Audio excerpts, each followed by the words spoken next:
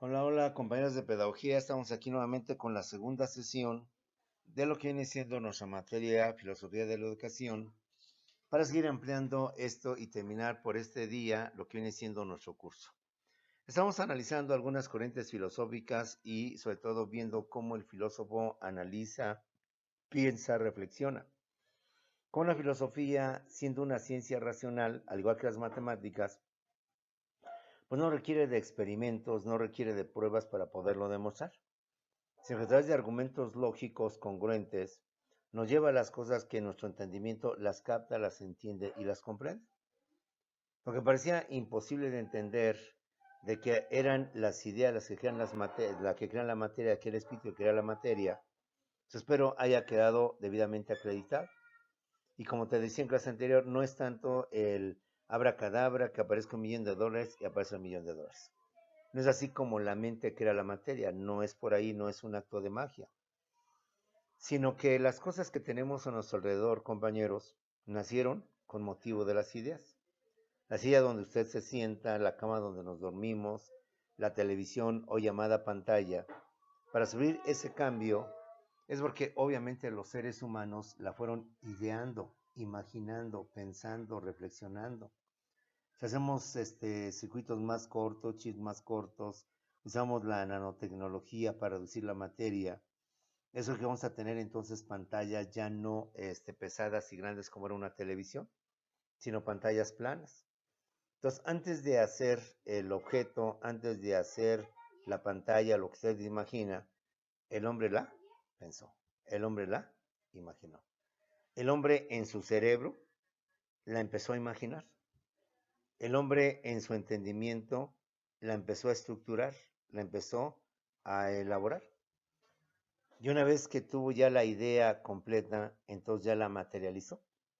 Y es así entonces como las ideas, el pensamiento, son los que crean a la materia. Los cohetes espaciales no existían, es más, ni los aviones existían. Y para que el hombre pudiera volar los cielos, tú bien sabes, tuvieron que pasar varias pruebas, varios experimentos sobre diversos prototipos o tipos de aviones, de cómo serían. Igual ahorita los cohetes y todo eso, tienen que pasar varios intentos fallidos, exitosos, para tener lo que hoy tenemos, los cohetes lunares y cosas por el estilo. Ahora, para que esto se haya dado, es porque los ingenieros físicos, astrofísicos, como se les llama, lo estuvieron ideando. Desde cómo construir el cohete, qué materiales utilizar, resistentes a la atmósfera, resistentes a la presión atmosférica, resistentes a la velocidad que llevan en el espacio, hasta calcular la cantidad de combustible, etcétera. Entonces, como puedes ver, la mente, las ideas, fueron creando y están creando la materia. El coche del futuro, la canción del futuro, la moda del futuro, el pantalón del futuro, la enseñanza del futuro y todo lo que te puedas imaginar, no llueve, viene una lluvia fuerte y nos cae ahí un celular nuevo para que digan, ah, mira, este es el celular que ahora tenemos que crear. No se da por un fenómeno, de repente viene un torbellino y nos trae tecnología, nos trae un platillo volador, y entonces lo empezamos a hacer nosotros y de ahí sacamos su producción en serie.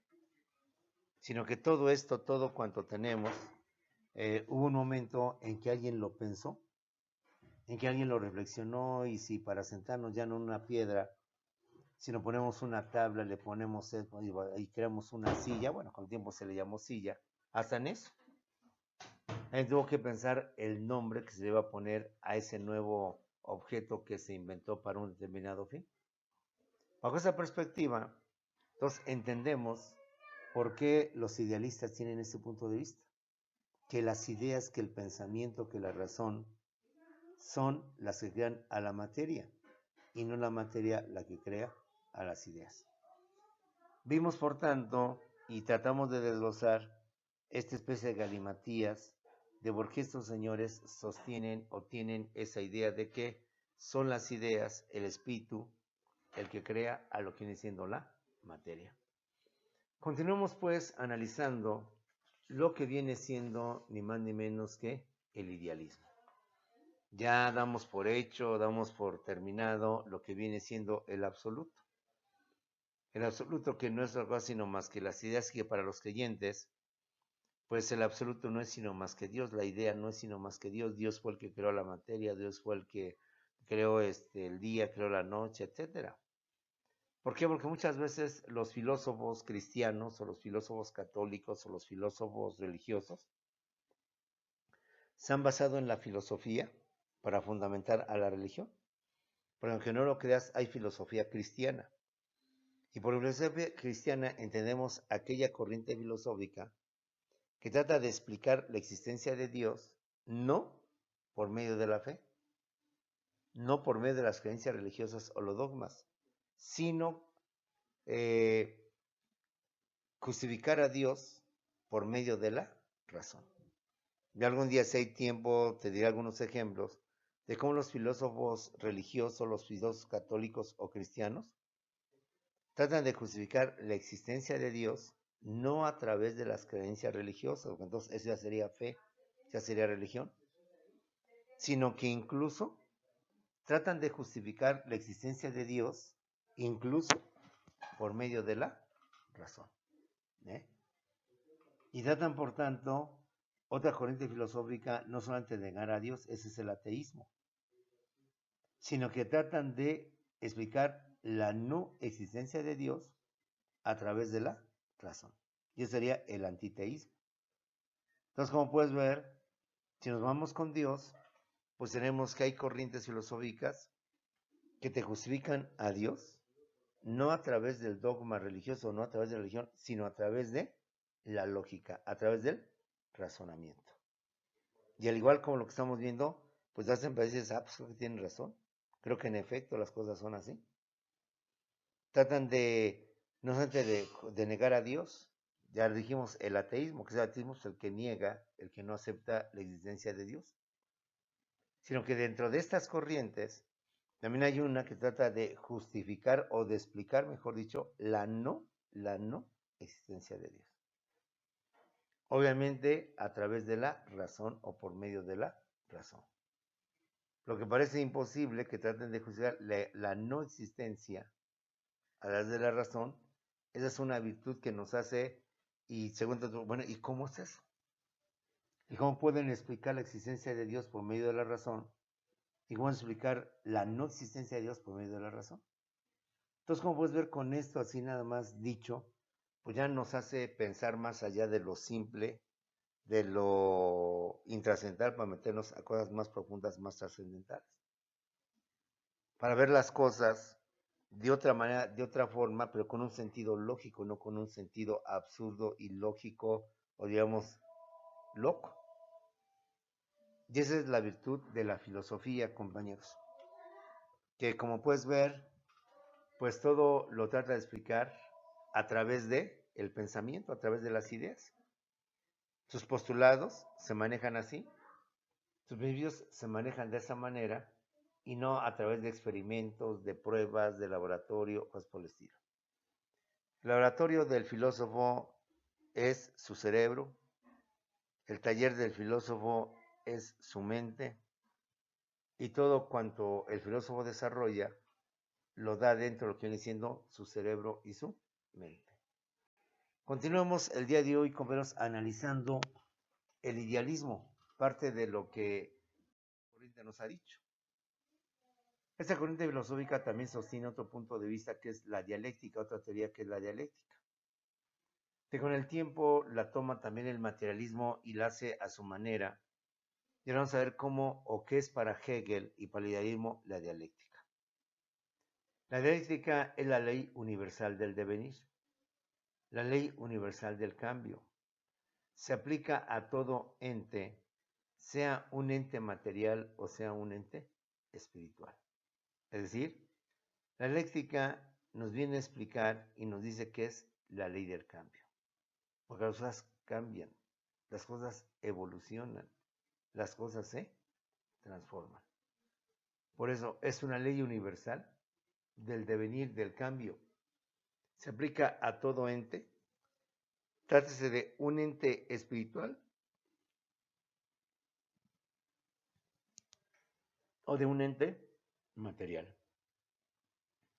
Vemos cómo las mariposas evolucionan, se transforman, cambian. Y ese proceso que lleva a cabo la mariposa, de ser un capullo, de ser un gusano, se convierte, pues no sé llamarle, en un insecto que viene siendo la mariposa. Veamos cómo se transforma, cómo se modifica el día y la noche,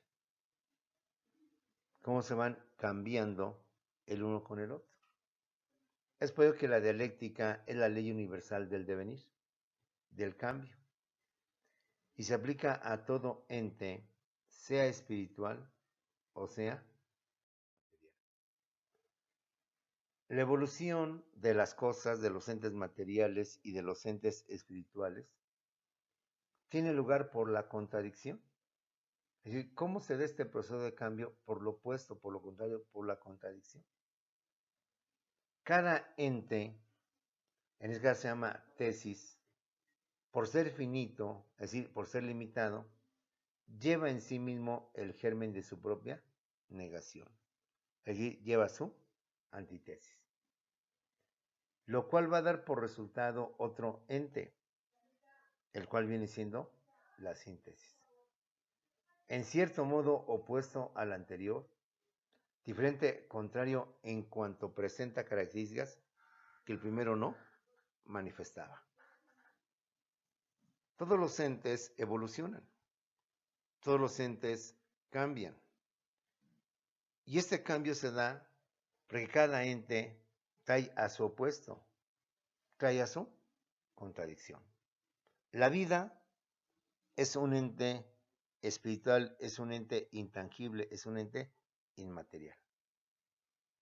Pero la vida trae consigo a su opuesto, que es la muerte. Y la muerte a su vez trae a su opuesto, que viene siendo la liberación del espíritu para los creyentes, para quienes creen en este tipo de situaciones. Para la ciencia quizás será el volver nuevamente a lo que somos, polvo somos y en polvo nos convertiremos.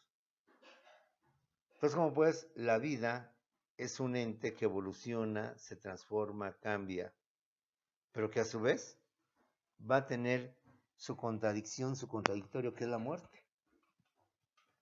La muerte a su vez, que es la desaparición del ser humano, que es la terminación del ser humano, al menos en su aspecto material, va a tener como consecuencia su contradicción, que es el ser humano espiritual o la nueva vida del ser humano como espíritu.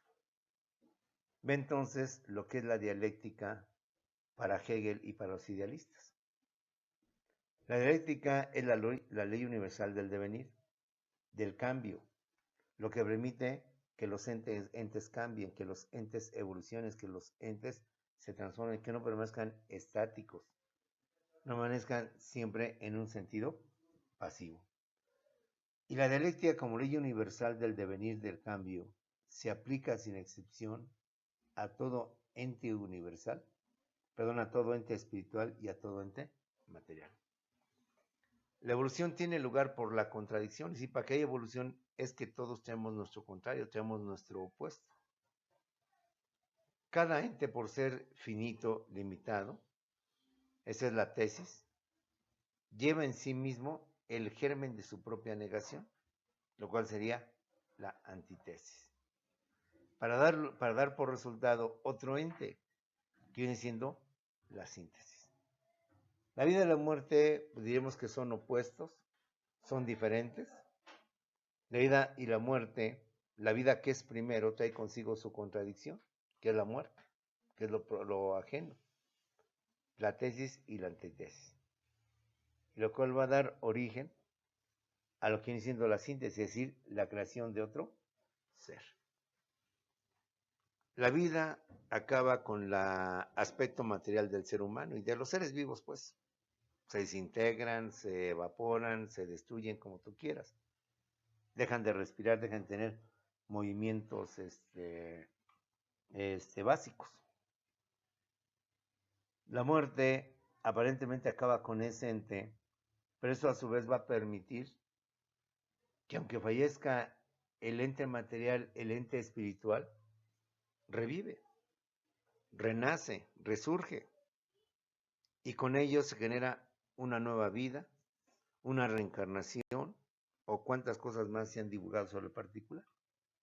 Entonces, como puedes ver, hay una evolución del ser humano, vida, muerte, vamos a decir, liberación del cuerpo humano.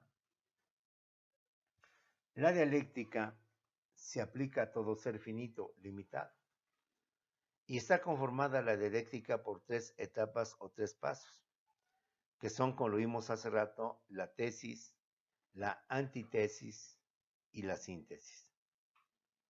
Concibe las contradicciones como motor del devenir. Si gracias a las contradicciones, yo soy hombre, tú eres mujer, yo soy noche, tú eres día, concibe las contradicciones como motor del devenir, plantea la lucha de contrarios hasta que se logra la superación en la tercera etapa o síntesis, la cual vuelve a ser tesis de un nuevo proceso evolutivo. Ejemplo, la aparición de la cultura romana tesis, seguida por la aparición de la cultura griega tesis, seguida por la cultura romana antítesis, va a dar lugar a la aparición del cristianismo, la síntesis. Entonces, ve cómo evoluciona y se transforma el hombre o el ser humano históricamente hablando. Es una cultura griega, con sus características, cualidades, etcétera, etcétera. Es la tesis. Bien, pues, lo contrario a esa tesis, que es la antítesis, conformada por viene siendo la cultura romana.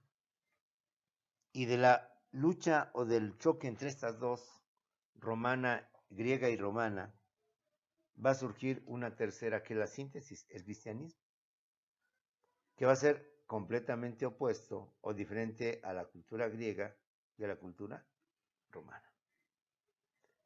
Entonces ve con este ejemplo cómo se trata de demostrar que todas las cosas finitas e infinitas, limitadas y absolutas, son evolutivas, están en constante evolución, en constante cambio, en constante transformación. Y esta evolución, esta transformación, este cambio, va dando lugar a lo que viene siendo una tesis, una antítesis y una síntesis. Y para que se dé esta transformación, este cambio, es que la tesis o el ente primitivo trae consigo el germen, la semilla, que va a ser contradictoria a la tesis, que es la antítesis.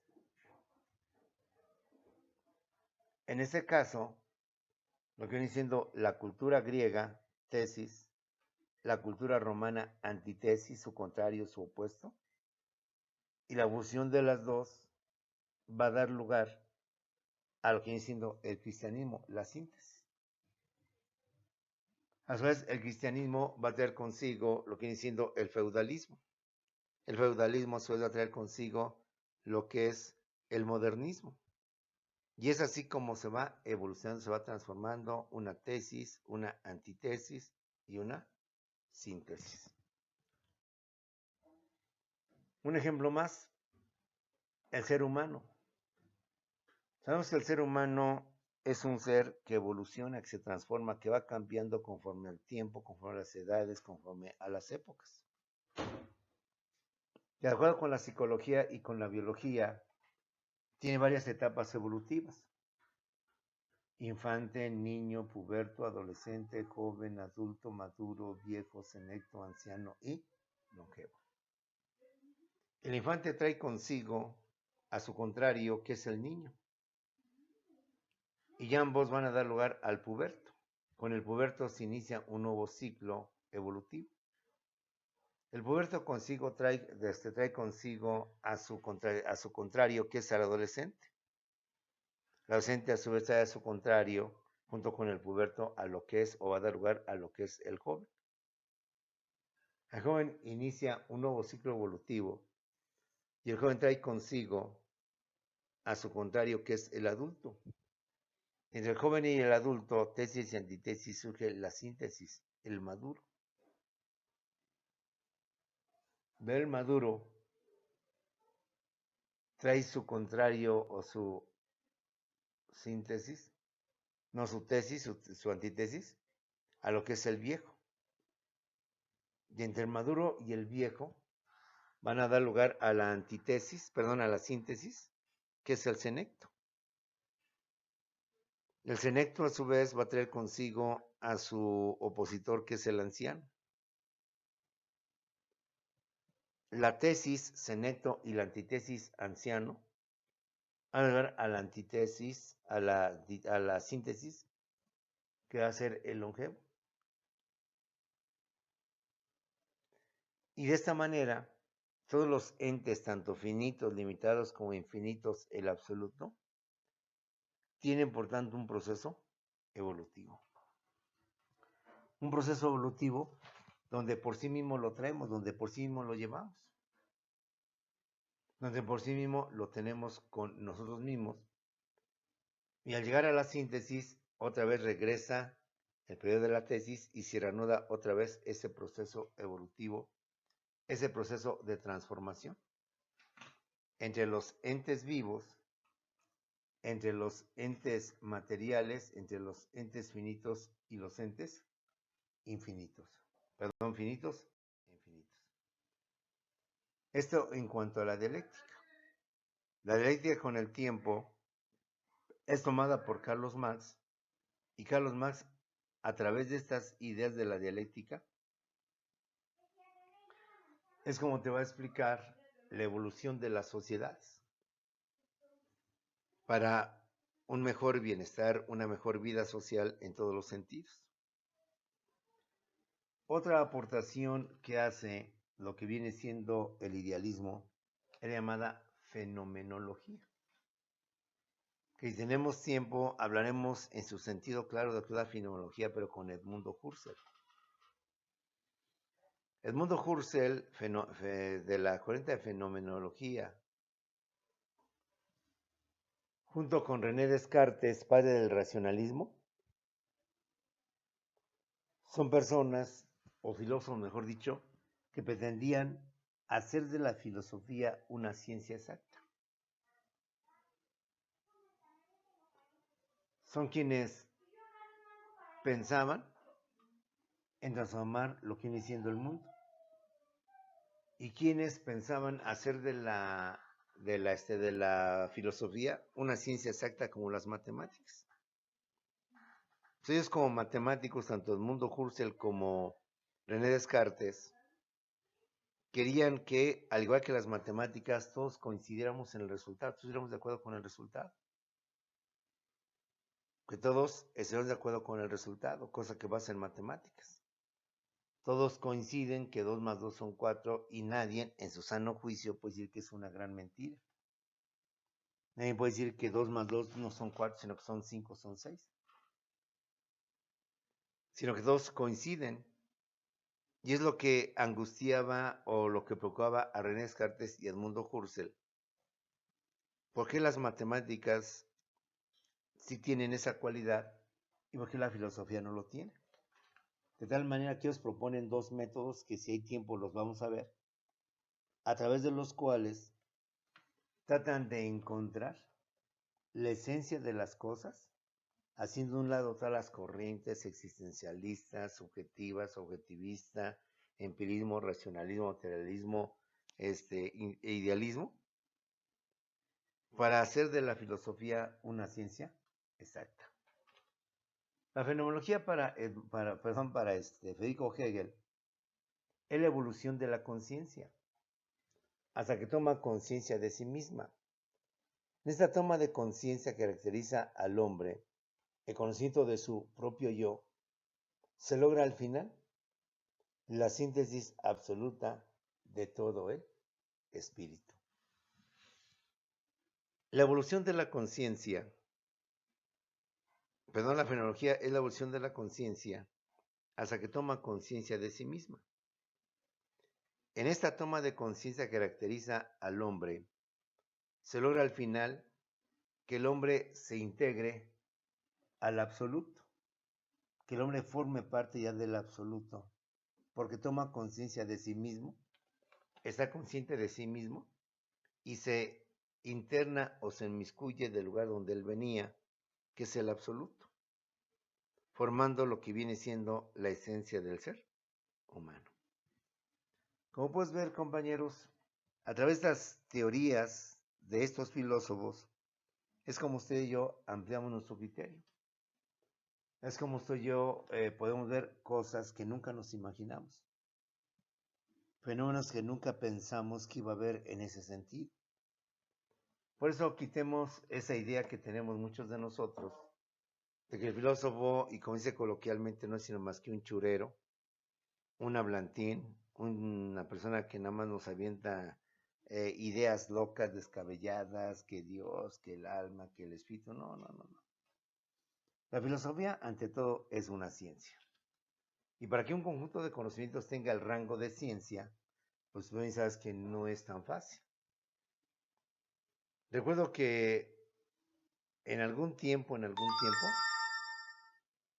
no se daba crédito a la psicología. No se aceptaba la psicología. Porque la psicología, al igual que la filosofía, trata conceptos abstractos. Conceptos o enfermedades o trastornos mentales que sabemos que existen, que presumimos que posiblemente estén en el cerebro, pero nunca sabemos exactamente dónde se encuentran. Que posiblemente las miles o millones de hormonas que tenemos, por ahí estén focalizados o físicamente esté ahí, no sé, llámese tumor, llámese virus, de cuestiones como son el odio, concepto abstracto, de aspectos como son la inteligencia. La psicología y la medicina nada más coinciden en que son parte del ser humano, que son parte de nuestra mentalidad. Pero que no nos permiten entenderlo en su plenitud. Entonces el filósofo tiene esa cualidad para poder entender mucho mejor este mundo en su aspecto espiritual, en su aspecto material. Termino repitiendo lo que es fenomenología. La fenomenología, como teoría del idealismo, es la evolución de la conciencia. Hasta que toma conciencia de sí misma, en esta toma de conciencia que caracteriza al hombre, se logra al final la síntesis o la conjunción absoluta del ser humano con el absoluto. Y encontrar el ser absoluto es encontrar, por tanto, la verdad, encontrar el auténtico, el verdadero conocimiento. Con estas teorías principalmente, porque son muchas más, pero creo que lo más importante es las teorías de Hegel en cuanto a aspectos sobre temas que influyen mucho en la educación. La biología a su manera nos explica pues, a través del gameto masculino y femenino cómo se origina, cómo surge, cómo se da la vida. La biología y la medicina nos explican también cómo a través de el disfuncionamiento o dejar de trabajar de algún órgano se empiezan a dar las enfermedades, sobre todo a edad avanzada, donde se deja de tener ese nivel de producción de células, cosas por decirlo, que nos fortalece, donde empieza a deteriorarse el cuerpo humano, precisamente por todo lo que llevamos a cabo consigo mismo. Bajo esa perspectiva, de igual manera, el idealismo trata de ver a su manera, a su estilo y a comprobar y a justificar de manera lógica y congruente lo que son sus postulados o son sus principios. Lo opuesto al idealismo, como ya lo vimos de clases anteriores, es el materialismo. Son dos sus principales exponentes. Aunque hay varios, pero los más destacados, los más importantes o los que iniciaron esta corriente filosófica son Carlos Marx y Federico Engels, como los creadores, los impulsores de lo que hoy conocemos como el materialismo. Carlos Marx y Federico Engels publicaron varias obras. Que tiré en los años 70, cuando se crea el CCH, y estaba muy de moda todo lo que era el movimiento de izquierda, los socialistas, los comunistas, sus banderas y las cosas por el estilo. Publicaron varias obras. Esas obras son El Capital, El Manifiesto del Partido Comunista, La Ideología Alemana, La Sagrada Familia y Escritos Económico-Filosóficos. Siendo Carlos Marx y Federico Engels los creadores del materialismo, sus principales obras, que te invito a leer algún día que tengas tiempo, son El Capital, El Manifiesto del Partido Comunista, La Ideología Alemana, La Sagrada Familia, Escritos Económico-Filosóficos. Libros infaltables, libros imperdonables que siempre se manejaban en los años 70, en las partes de los 80, como temas básicos o temas fundamentales en la formación de lo que venía siendo en aquel tiempo nuestra preparatoria. Y con los nacientes colegios de ciencias humanidades, los CCHs, esas escuelas se infestaron o se metieron en nido de socialistas y comunistas, ligados a las causas de Fidel Castro, la revolución cubana, del Che Guevara, de Sandino y de otros precursores más, que dieron origen a los movimientos socialistas en nuestro continente, y en el mundo. En China con Mao Zedong, en Corea del Norte y otros países más. El materialismo es una corriente que viene a traer grandes cambios, grandes transformaciones por los años 70,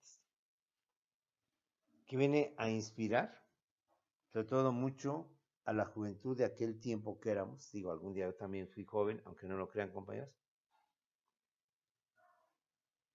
Y que se empezó a manejar este tipo de conceptos: dictadura del proletariado, lucha de clases sociales, el comunismo, el socialismo y cosas por el estilo. Las principales obras de Carlos Marx y de Federico Engels, entre otras, son El Capital, Manifiesto del Partido Comunista, Ideología Alemana, La Sagrada Familia, Escritos Económico-Filosóficos. Sus principales teorías, que vamos a ver en su momento oportuno, tal vez no todas, pero sí algunas, son el socialismo científico, el materialismo, que es lo que más nos interesa, el materialismo que ya manifestamos de antemano, que para el materialismo lo más importante o lo primero es la materia, y que de la materia surgen las ideas, y que las ideas no pueden surgir si no hay materia. Porque ellos dicen, ¿de dónde surgen las ideas? De acuerdo con la ciencia, con la biología y demás, pues del cerebro.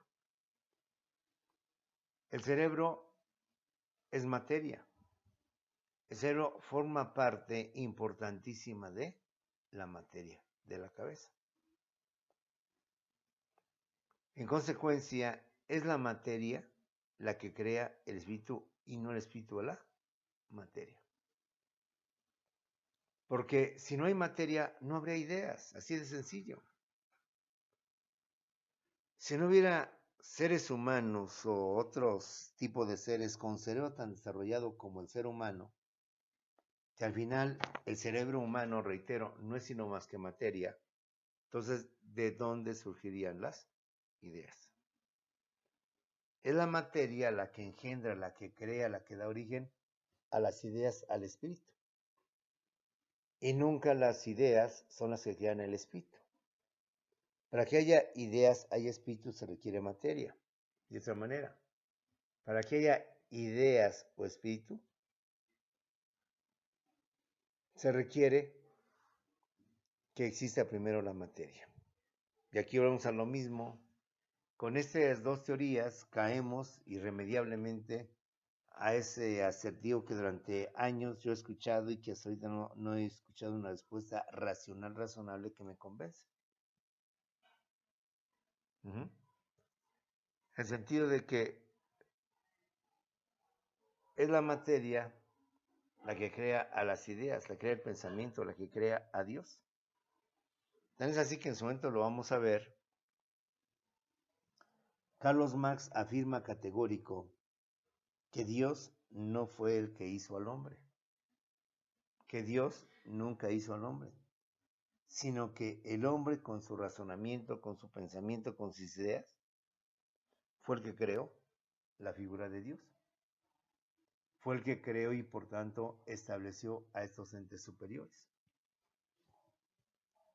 Y los creó o los entendió precisamente por las razones que te acabo de exponer. Y tan es así que esos señores te quedan dentro del famoso materialismo y dentro del famoso alienación religiosa, que Dios no fue el que creó al hombre, sino que el hombre, a través de su mente, razonamiento, análisis, fue el que creó a Dios. Karl Marx y Federico Engels retoman la dialéctica de Hegel. Y al igual que Hegel, manejan de que la evolución del ser humano, la evolución de la sociedad, la evolución del mundo, sea a través de la lucha de clases sociales, la lucha de los juntarios. La lucha de los juntarios o de clases sociales es lo que va a venir a dar con los cambios, las transformaciones que implica la sociedad. Y solo a través de la lucha de clases sociales es como el ser humano, la sociedad evoluciona. Mientras no haya clases sociales, pues entonces desaparecerán los conflictos. La lucha de clases sociales va a implicar que entonces la sociedad se transforme, se cambie y se modifique. ¿Por qué hubo cambio en nuestras historias? Por los españoles derrotaron a los indígenas y cambió la sociedad mexicana, la sociedad novohispana. ¿Por qué México tuvo cambios con motivo de la caída del porfiriato? Porque la Revolución Mexicana, que es el contrario del porfiriato, vino a acabar con este tipo de movimiento, este tipo de dictadura. Y así por decir, junto a la lucha de clases sociales se encuentra la famosa dictadura del proletariado,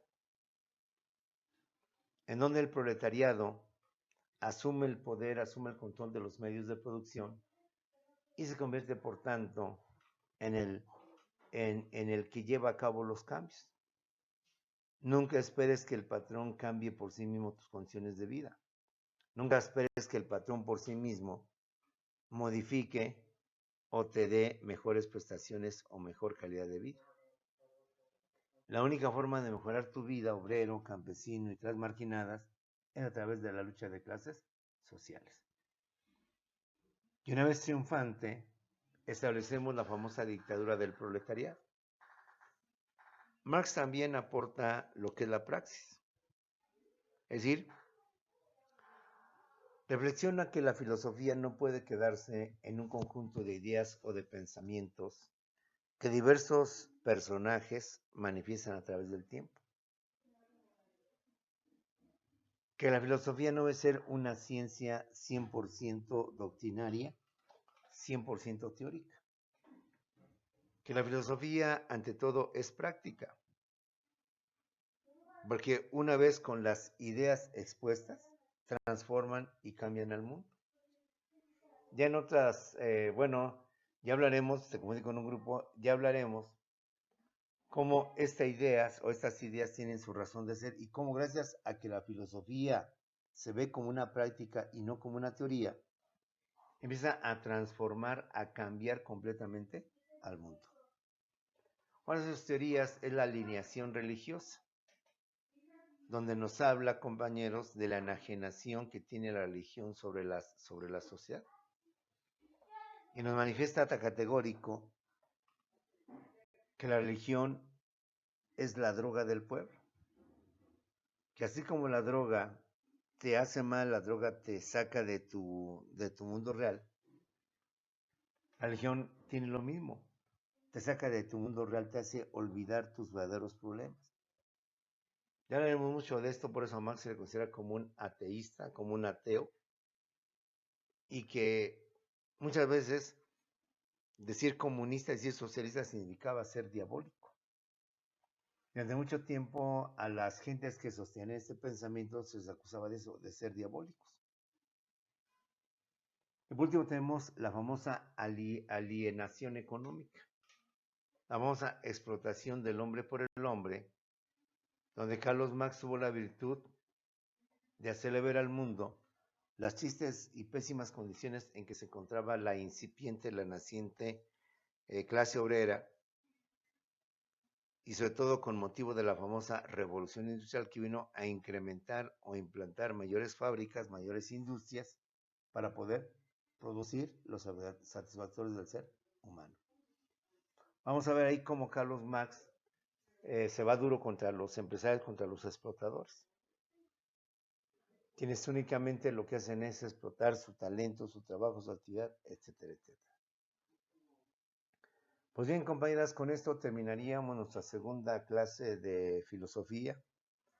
Terminaríamos, por tanto, nuestra segunda sesión para que ahorita nos damos unos cuantos segundos en Zoom, veamos tus tareas, veamos tus trabajos, veamos qué novedades me tienes, qué novedades te tengo, sobre lo que está pasando a nuestro alrededor y lo podamos comentar, independientemente de que al azar voy a preguntarle a alguna de ustedes de qué trató la clase, que aunque estoy consciente que apenas es de un día para otro,